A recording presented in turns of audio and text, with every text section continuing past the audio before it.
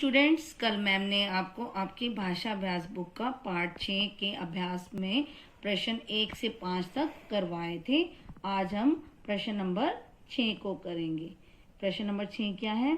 नीचे दिए गए वाक्यों में मोटे काले शब्दों का लिंग बदलकर वाक्य पूरे कीजिए। अब आपको यहाँ पर वाक्य लिखे हुए हैं और उसमें एक शब्द जो है वो मोटे काले शब्दों में लिखा हुआ है। आपको सिर्फ उसी शब्द का लिंग बदलना है और उसे पूरा वाक्य को पूरा करना है। जैसे पहला वाक्य है, चूहा कागज कुतर रहा था और डैश उस पर झपट रही थी। अब इसमें काला शब्द क्या है? चूहा, और चूहा का लिंग बदलेंगे तो क्या बन जाएगा? चूहिया। अगला वाक्य है, गाय घास खा कर रही थी और डैश खड़ा था। तो इसमें काला शब्द है गाय और गाय का लिंग बदलेंगे तो वो क्या बन जाएगा? बैल। मोर नाच रहा था और डैश दाना चुग रही थी।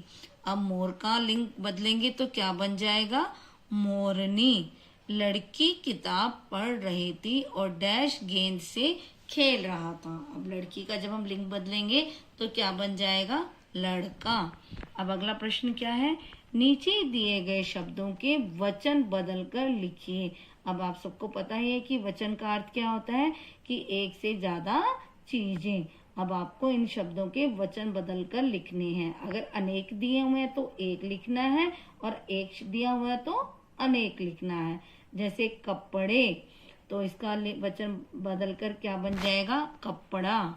टांगे, टांग। आंखें, आंख। घड़े, घड़ा।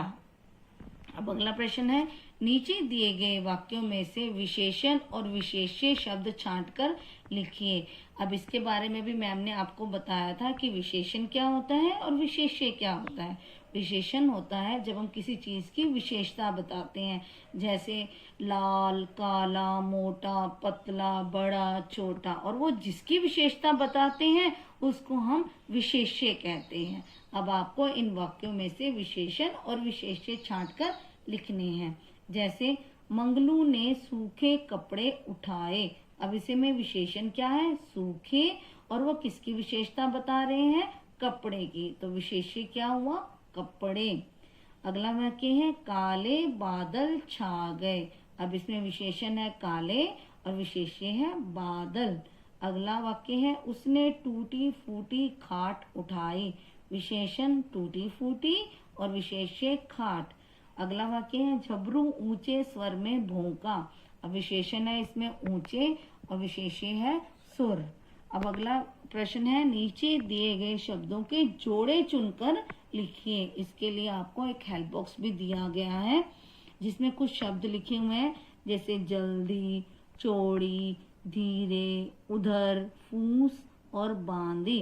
अब हमें इन्हें छांटकर नीचे दिए गए शब्दों के सामने लिखना है, उनके जोड़े बनाने हैं।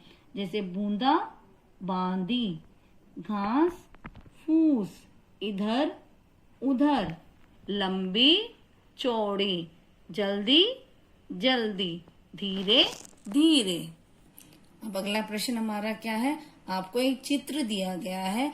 आपको इस चित्र के आधार पर 70 से 80 शब्दों में एक अनुच्छेद लिखना है।